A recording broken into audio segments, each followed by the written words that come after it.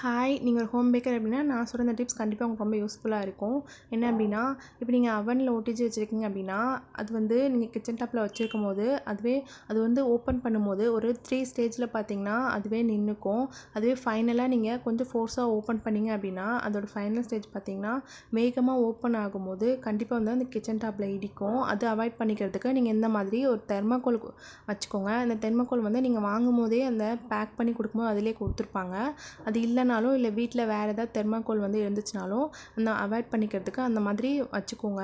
இப்போ பாருங்கள், நான் ஓப்பன் பண்ணி காட்டுறேன். தெர்மாக்கோல் எடுத்துகிட்டு அது வந்து ஒரு 3 ஸ்டேஜில் வந்து அப்படியே நிற்கும். அதுவே நீங்கள் கொஞ்சம் ஃபோர்ஸாக ஓப்பன் பண்ணிங்க அப்படின்னா அந்த கண்ணாடி பார்த்திங்கன்னா கரெக்டாக அந்த கிச்சன் டாப்பில் வந்து இடிக்குது பாருங்கள். அதை அவாய்ட் பண்ணுறதுக்கு நீங்கள் இந்த மாதிரி ஒரு தெர்மாக்கோல் கண்டிப்பாக இந்த இடத்துல வச்சுக்கோங்க. நெக்ஸ்ட்டு ஒட்டிச்சு யூஸ் பண்ணும்போது மேலே ஏதாவது கிளாத் போட்டு வச்சுருந்தீங்கன்னா இந்த மாதிரி கண்டிப்பாக ஒரு காட்டன் கிளாத் மேலே போட்டு வச்சுக்கோங்க. ஆனால் யூஸ் பண்ணும்போது அந்த கிளாத்தை எடுத்துகிட்டு யூஸ் பண்ணுங்கள். அதுக்கப்புறம் மறுபடியும் மேலே வந்து கம்ப்ளீட்டாக கிளாத் போட்டு கவர் பண்ணி வச்சுருங்க. ஓகே ஃப்ரெண்ட்ஸ், தேங்க்யூ, பாய்.